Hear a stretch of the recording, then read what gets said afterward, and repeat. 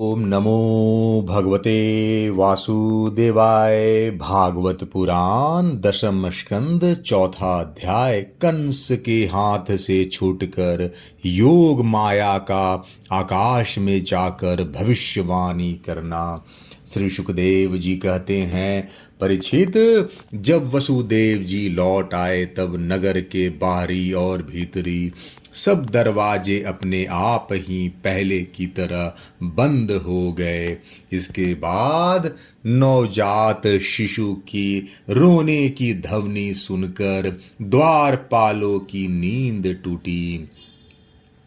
वे तुरंत भोजराज कंस के पास गए और देवकी को संतान होने की बात कही। कंस तो बड़ी आकुलता और घबराहट के साथ इसी बात की प्रतीक्षा कर रहा था। द्वारपालों की बात सुनते ही वह झटपट पलंग से उठ खड़ा हुआ और बड़ी शीघ्रता से सूतिका गृह की ओर झपटा। इस बार तो मेरे काल का ही जन्म हुआ है, यह सोचकर वह विह्वल हो रहा था। और यही कारण है कि उसे इस बात का भी ध्यान न रहा कि उसके बाल बिखरे हुए हैं। रास्ते में कई जगह वह लड़खड़ाकर गिरते गिरते बचा। बंदी गृह में पहुंचते ही सती देवकी ने बड़े दुख और करुणा के साथ अपने भाई कंस से कहा, मेरे हितैषी भाई, ये कन्या तो तुम्हारी पुत्र वधू के समान है, स्त्री जाति की है। तुम्हें स्त्री की हत्या कदापि नहीं करनी चाहिए। भैया, तुमने दैववश मेरे बहुत से अग्नि के समान तेजस्वी बालक मार डाले। अब केवल यही एक कन्या बची है, इसे तो मुझे दे दो। अवश्य ही मैं तुम्हारी छोटी बहन हूँ। मेरे बहुत से बच्चे मर गए हैं, इसलिए मैं अत्यंत दीन हूँ। मेरे प्यारे और समर्थ भाई, तुम मुझे मंदभागिनी को यह अंतिम संतान अवश्य दे दो।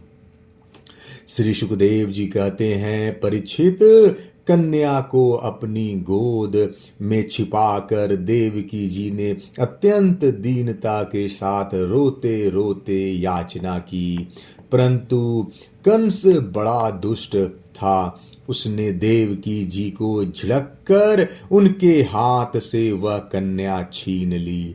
अपने उस नन्ही सी नवजात भांजी के पैर पकड़कर कंस ने उसे बड़े जोर से एक चट्टान पर दे मारा।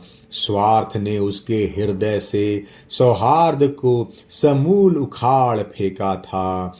परंतु श्री कृष्ण की वह छोटी बहन साधारण कन्या तो थी नहीं, देवी थी। उसके हाथ से छूटकर तुरंत आकाश में चली गई और अपने बड़े बड़े 8 हाथों में आयुध लिए हुए दिख पड़ी। वह दिव्य माला, वस्त्र, चंदन और मणिमय आभूषणों से विभूषित थी।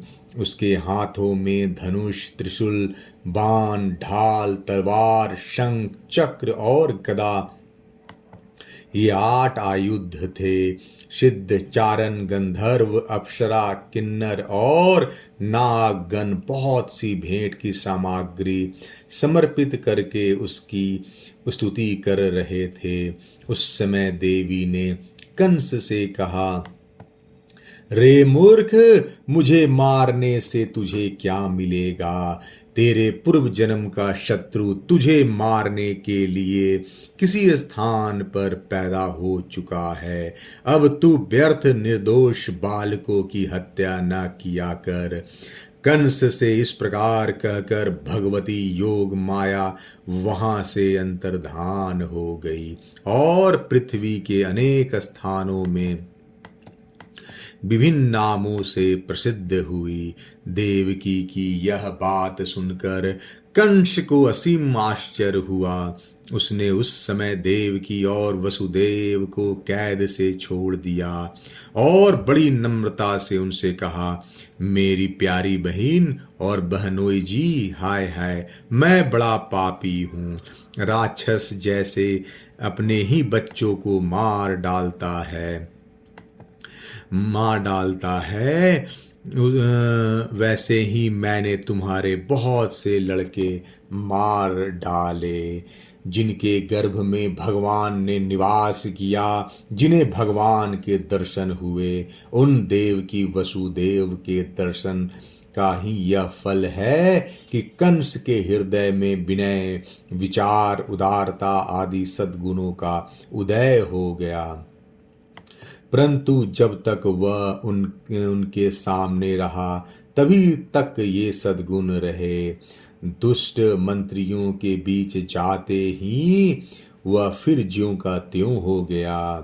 कंस कहने लगा, मैं इतना दुष्ट हूँ कि करुणा का तो मुझ में लेश भी नहीं है। मैंने अपने भाई, बंधु और हितैषियों तक का त्याग कर दिया। पता नहीं अब मुझे किस नरक में जाना पड़ेगा। वास्तव में तो मैं ब्रह्मघाती के समान जीवित होने पर भी मुर्दा ही हूँ। केवल मनुष्य ही झूठ नहीं बोलते, विधाता भी झूठ बोलते हैं। उसी पर विश्वास करके मैंने अपने बहन के बच्चे मार डाले। ओह, मैं कितना पापी हूँ। तुम दोनों महात्मा हो, अपने पुत्रों के लिए शोक मत करो, उन्हें तो अपने कर्म का ही फल मिला है। सभी प्राणी प्रारब्ध के अधीन हैं, इसी से वे सदा सर्वदा एक साथ नहीं रह सकते। जैसे मिट्टी के बने हुए पदार्थ बनते और बिगड़ते रहते हैं, परंतु मिट्टी में कोई अदल बदल नहीं होती। वैसे ही शरीर का तो बनना बिगड़ना होता ही रहता है, परंतु आत्मा पर इसका कोई प्रभाव नहीं पड़ता। जो लोग इस तत्व को नहीं जानते वे इस अनात्मा शरीर को ही आत्मा मान बैठते हैं। यही उल्टी बुद्धि अथवा ज्ञान है। इसी के कारण जन्म और मृत्यु होते हैं, और जब तक यह ज्ञान नहीं मिटता तब तक सुख दुख रूप संसार से छुटकारा नहीं मिलता। मेरी प्यारी बहन, यद्यपि मैंने तुम्हारे पुत्रों को मार डाला है, फिर भी तुम उनके लिए शोक न करो, क्योंकि सभी प्राणियों को विवश होकर अपने कर्मों का फल भोगना पड़ता है। अपने स्वरूप को न जानने के कारण जीव जब तक यह मानता रहता है कि मैं मारने वाला हूँ या मारा जाता हूँ, तब तक शरीर के जन्म और मृत्यु का अभिमान करने वाला वह अज्ञानी बाध्य और बाधक भाव को प्राप्त होता है, अर्थात वह दूसरे को दुख देता है और स्वयं दुख भोगता है। मेरी यह दुष्टता तुम दोनों क्षमा करो, क्योंकि तुम बड़े ही साधु स्वभाव और दीनों के रक्षक हो। ऐसा कहकर कंस ने अपनी बहिन देवकी और वसुदेव जी के चरण पकड़ लिए। उसकी आंखों से आंसू बह बह कर मुंह तक आ रहे थे। इसके बाद उसने योग माया के वचनों पर विश्वास करके देवकी और वसुदेव को कैद से छोड़ दिया, और वह तरह तरह से उनके प्रति अपना प्रेम प्रकट करने लगा। जब देवकी जी ने देखा कि भाई कंस को पश्चाताप हो रहा है, तब उन्होंने उसे क्षमा कर दिया। वे उसके पहले अपराधों को भूल गई, और वसुदेव जी ने हंसकर कंस से कहा, मनस्वी कंस, आप जो कहते हैं वह ठीक वैसा ही है। जीव ज्ञान के कारण ही शरीर आदि को मैं मान बैठते हैं। इसी से अपने पराये का भेद हो जाता है, और यह भेद दृष्टि हो जाने पर तो वे शोक, हर्ष, भय, द्वेष, लोभ, मोह और मद से अंधे हो जाते हैं। फिर तो उन्हें इस बात का पता ही नहीं रहता कि सबके प्रेरक भगवान ही एक भाव से दूसरे भाव का, एक वस्तु से दूसरी वस्तु का नाश करा रहे हैं। श्री सुखदेव जी कहते हैं, परीक्षित, जब वसुदेव और देवकी ने इस प्रकार प्रसन्न होकर निष्कपट भाव से कंस के साथ बातचीत की, तब उनसे अनुमति लेकर वह अपने महल में चला गया। वह रात्रि बीत जाने पर कंस ने अपने मंत्रियों को बुलाया और योग माया ने जो कुछ कहा था वह सब उन्हें कह सुनाया। कंस के मंत्री पूर्णतया नीति निपुण नहीं थे। दैत्य होने के कारण स्वभाव से ही वे देवताओं के प्रति शत्रुता का भाव रखते थे। अपने स्वामी कंस की बात सुनकर वे देवताओं पर और भी चिढ़ गए और कंस से कहने लगे, भोजराज, यदि ऐसी बात है तो हम आज ही बड़े बड़े नगरों में, छोटे छोटे गांवों में, अहीरों की बस्तियों में और दूसरे स्थानों में जितने बच्चे हुए हैं, वे चाहे 10 दिन से अधिक के हों या कम के, सबको आज ही मार डालेंगे। समर भीरु देवगण युद्धोद्योग करके ही क्या करेंगे? वे तो आपके धनुष की टंकार सुनकर ही सदा सर्वदा घबराए रहते हैं। जिस समय युद्ध भूमि में आप चोट पर चोट करने लगते हैं, वान वर्षा से घायल होकर अपने प्राणों की रक्षा के लिए सम्रांगन छोड़कर देवता लोग पलायन परायण होकर इधर उधर भाग जाते हैं। कुछ देवता तो अपने अस्त्र शस्त्र जमीन पर डाल देते हैं और हाथ जोड़कर आपके सामने अपनी दीनता प्रकट करने लगते हैं। कोई कोई अपनी चोटी के बाल तथा कच्छ खोलकर आपकी शरण में आकर कहते हैं कि हम भयभीत हैं, हमारी रक्षा कीजिए।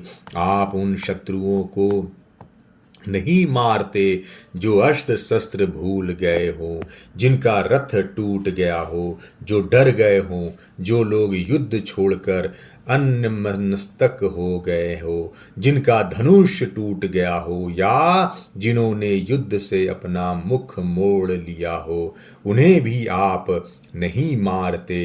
देवता तो बस वही वीर बनते हैं जहाँ कोई लड़ाई झगड़ा न हो। रणभूमि के बाहर वे बड़ी बड़ी डींग हाँकते हैं।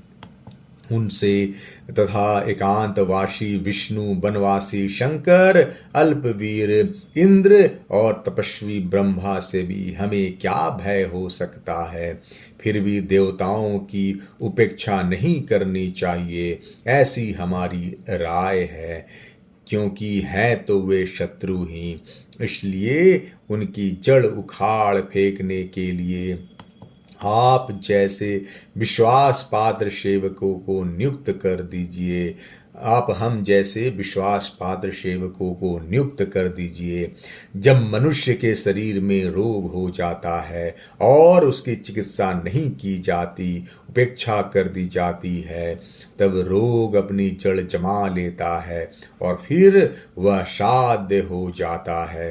अथवा जैसे इंद्रियों की उपेक्षा कर देने पर उनका दमन असंभव हो जाता है, वैसे ही यदि पहले शत्रु की उपेक्षा कर दी जाए और वह अपना पांव जमा ले तो फिर उसको हराना कठिन हो जाता है। देवताओं की जड़ है विष्णु और वह वहाँ रहता है जहाँ सनातन धर्म है। सनातन धर्म की जड़ हैं वेद, गौ, ब्राह्मण, तपस्या और वे यज्ञ जिनमें दक्षिणा दी जाती है।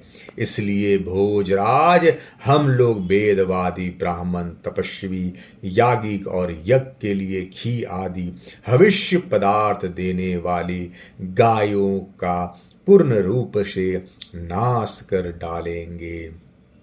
ब्राह्मण, गौ, वेद, तपस्या, सत्य, इंद्रिय दमन, मनो निग्रह, श्रद्धा, दया, तितिक्षा और यज्ञ विष्णु के शरीर हैं। वह विष्णु ही सारे देवताओं का स्वामी और असुरों का प्रधान द्वेषी है, परंतु वह किसी गुफा में छिपा रहता है।